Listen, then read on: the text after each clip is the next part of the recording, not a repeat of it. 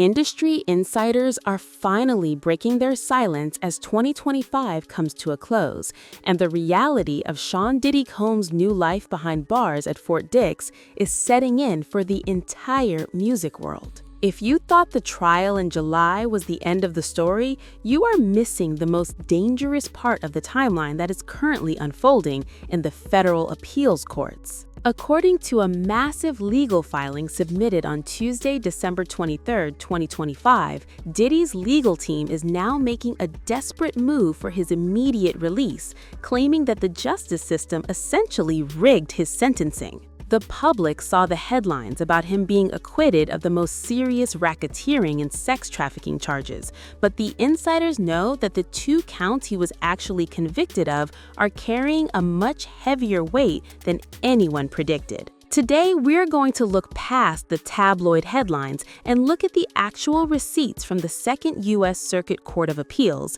and the shocking revelations from the 50 Cent-produced docuseries that just hit Netflix 3 weeks ago. We're answering 3 critical questions that the industry has been whispering about since the October sentencing. First, why did the judge supposedly ignore the jury's acquittal to hand down a 50-month sentence? Second, what exactly was in the stolen footage that Diddy's team tried to block from the Netflix premiere on December 2nd? And third, which major A-list stars are currently being named in the 70 active civil lawsuits that are scheduled to bankrupt the bad boy empire by the end of 2026? According to a legal notice filed on Tuesday, the defense team led by Mark Agnifilo is arguing that Judge Subramanian acted as a 13th juror.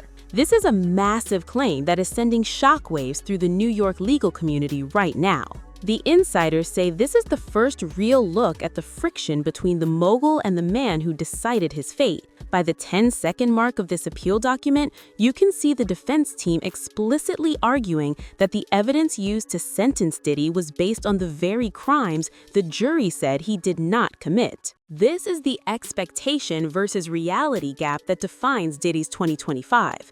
The world thought he won when the racketeering charges dropped, but the reality is he is sitting in a low-security federal complex in New Jersey with a release date of May 8, 2028. The most shocking part of this entire saga actually involves the specific details of the Mann Act convictions that the media glossed over during the summer trial. While everyone was focused on the 1,000 bottles of baby oil and the freak-off supplies, the prosecution was building a granular timeline of flight logs and hotel receipts that proved Diddy was personally paying for the transportation of individuals across state lines for the purpose of prostitution. These receipts were not just digital breadcrumbs, they were a masterclass in how a multi-million-dollar logistics machine can be turned against its creator.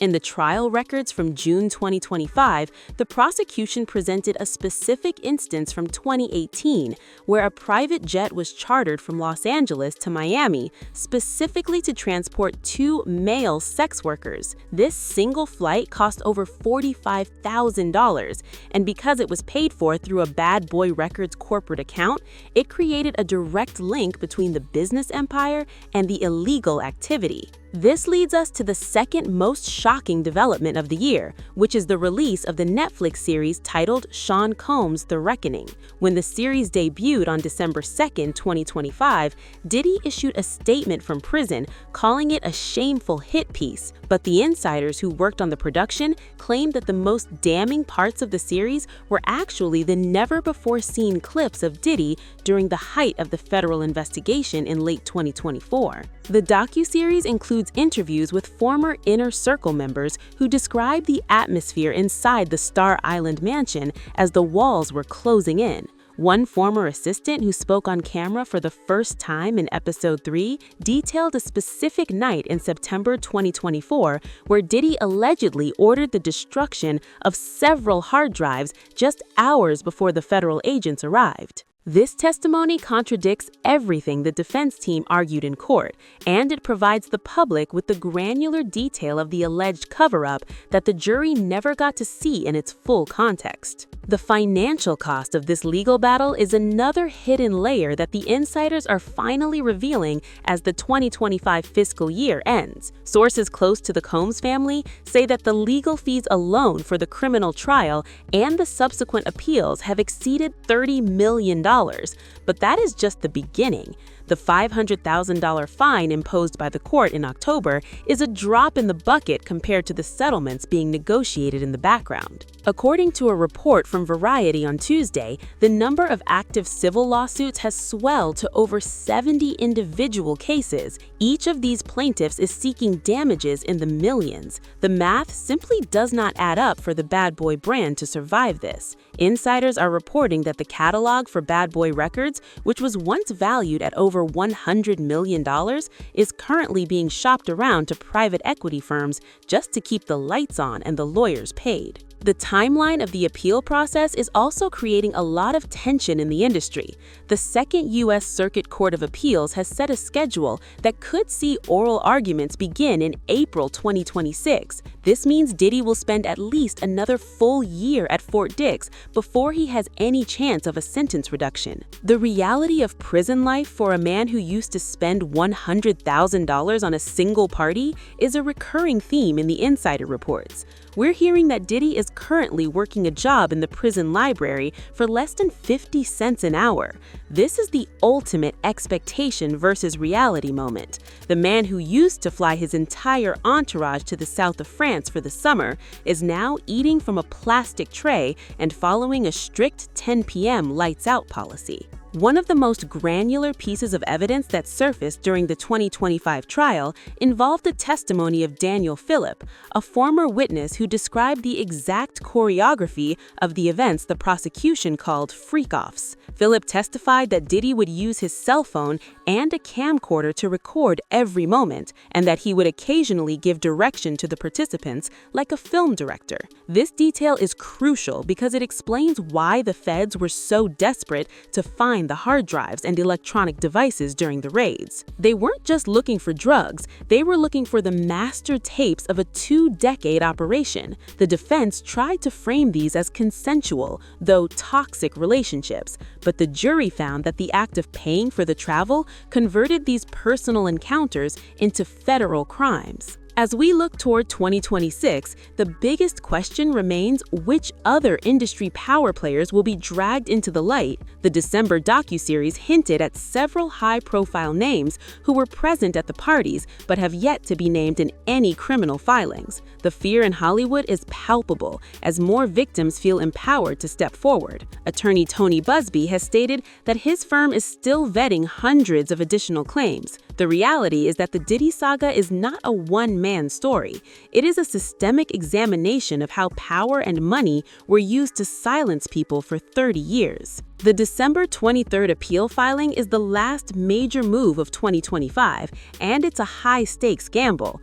By attacking the judge personally and calling him a 13th juror, Diddy's lawyers are basically saying that the entire trial was a sham. If the appeals court agrees, it could lead to a resentencing or even a new trial on those 2 counts. But legal experts interviewed by the Associated Press on Wednesday say that the chances of this working are extremely low because the evidence for the transportation charges was overwhelming. The jury may have given him a pass on the racketeering conspiracy, but the flight logs do not lie. Diddy's birthday in November was another moment where the reality of his situation became undeniable. Instead of a lavish bash in Miami, he celebrated with the prison menu of turkey and mashed potatoes. Insiders say he has become a mentor to some of the younger inmates, but the psychological toll of going from a billionaire to a number in the federal system is visible to anyone who has seen him in the courtroom recently. He looks thinner, and he's no longer wearing the designer suits that were his trademark. He's wearing the tan jumpsuit of a convicted felon. The 50 Cent factor cannot be ignored either. By producing The Reckoning, 50 Cent has essentially become the primary narrator of Diddy's downfall for the digital age. The series has consistently been in the top 10 on Netflix since its release, and it's keeping the conversation alive at a time when the news cycle would normally move on. The insiders say that 50 Cent has more footage and more witnesses ready for a second season if the civil trials reveal more information. This is a PR nightmare for Diddy's remaining supporters because it ensures that the evidence remains in the public consciousness every single day. As we wrap up this look at the secrets of 2025, it's clear that the reality of the situation is far more complex than the expectation of a quick comeback. Diddy is fighting a multi-front war against the federal government, the civil court system, and a public that has largely turned its back on him. The receipts from the December 23rd appeal and the Netflix series show a man who is running out of options and running out of money. The industry insiders are no longer protecting him because there's nothing left to protect. The throne is empty, and the keys to the kingdom are in the hands of the federal prosecutors. The most important thing to remember is that this timeline is still moving. Every week, a new filing or a new witness emerges to add another layer to the story.